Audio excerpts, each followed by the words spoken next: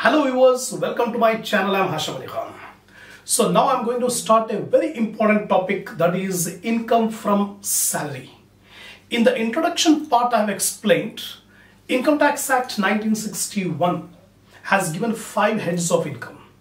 So the total income of a person will be computed under 5 heads: income from salary, income from house property, profits and gains of business and profession, capital gain, and income from other sources.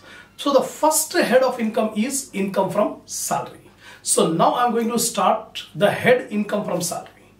In this video, I'm going to explain you the basic points, how to compute the income from salary. In the next video onwards, we'll start the problems from salary income. First of all, salary, income from salary. When an income will be treated as income from salary. So Income Tax Act says when the remuneration is received by the employee from the employer on account of employment, then only it will be treated as income from salary. That means there should be a relationship between employer and employee. If the relationship of employer and employee is there, then only income from salary will arise on account of employment. Now, according to Income Tax Act, if the relation between the payer and the receiver is of employer and employee, that is master and servant, then only it will be treated as income from salary. So specifically given by the Income Tax Act that there should be master and servant relationship between the payer and the receiver of salary, then only it will be treated as income from salary. Otherwise, if this relationship is not there, the income will not be treated as income from salary. It will be treated as income from other sources, or it may be treated as income from business or profession, like that.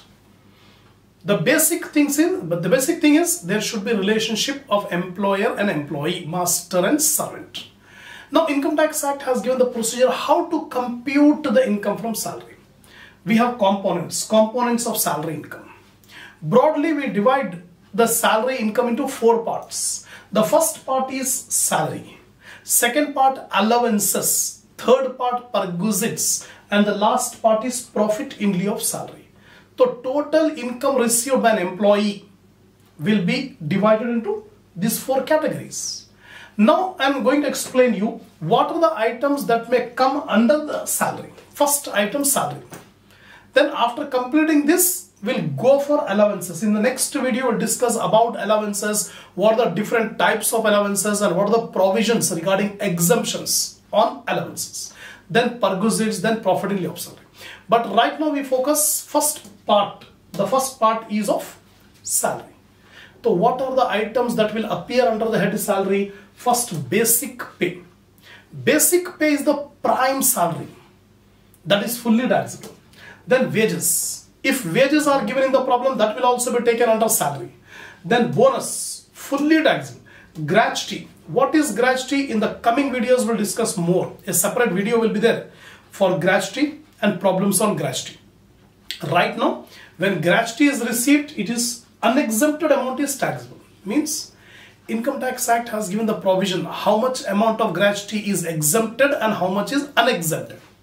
That unexempted amount of gratuity is taxable under the head salary. Pension, it is fully taxable. After retirement, when an employee retires, so instead of paying salary, the employer may pay pension. The pension, if employee is receiving, that will be taxable under the head salary. Then commission, if commission is given in the problem, that will also be a part of salary, fully taxable. Interim relief, what is interim relief? The next video I'm going to explain you. Fully taxable. Excess of employer's contribution to RPF in excess over 10-12% of salary is fully taxable. Provident fund, saving scheme. It is a saving scheme which is implemented by the government. So in this income from salary, only last videos we are going to discuss about what are the different types of provident fund. One of the type of provident fund is RPF, recognized provident fund. If the employer contributes to RPF of the employee up to 12% of salary, if the employer contributes, it is exempt.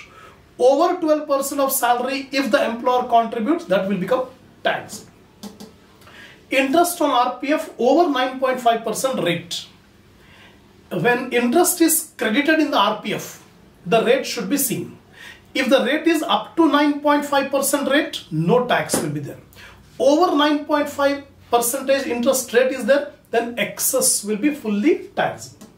Then transferred balance. During the current previous year, if the employee has transferred from URPF to RPF, unrecognized provident fund to recognized provident fund, then employer's contribution and the interest thereon will be taxable. Then advance salary. If an employee receives advance salary, that is fully taxable. Arrears of salary, salary due. If it is not taxed earlier, now it will be fully taxable. Next is surrender or leave encashment. Normally, sometimes the employer will give the leave to the employee, but the employee has not availed the leave. He can encash the leave period. So if the employee has encashed the leave, that will be fully taxable.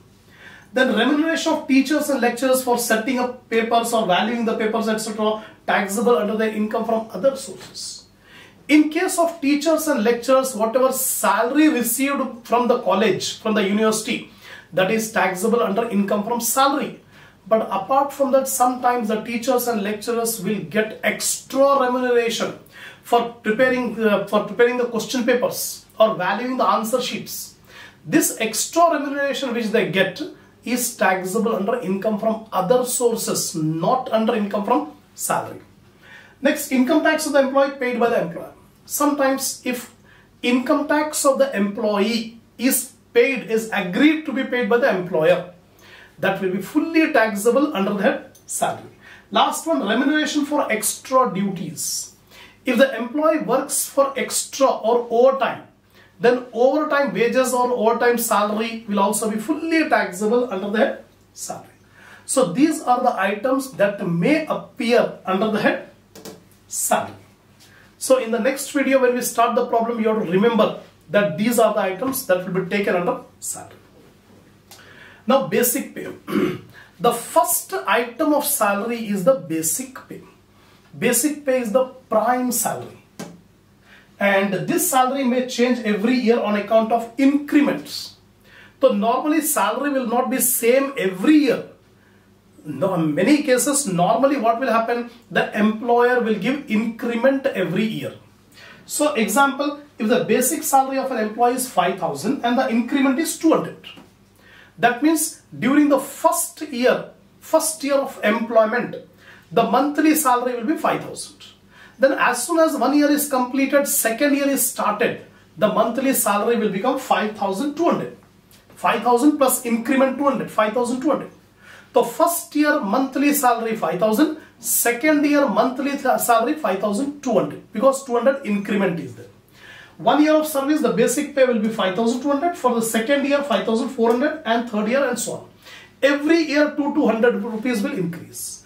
First year of service 5,000, second year of service 5,200, third year of service 5,400 per month.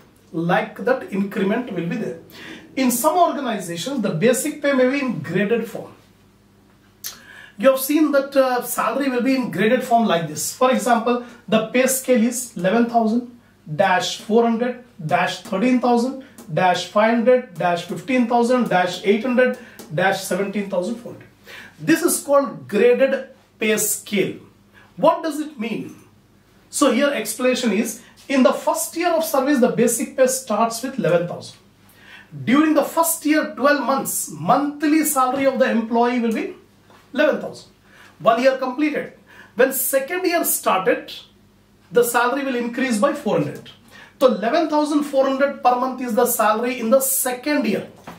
Then third year, again 11,400 plus 400. 11,800 will be in the third year.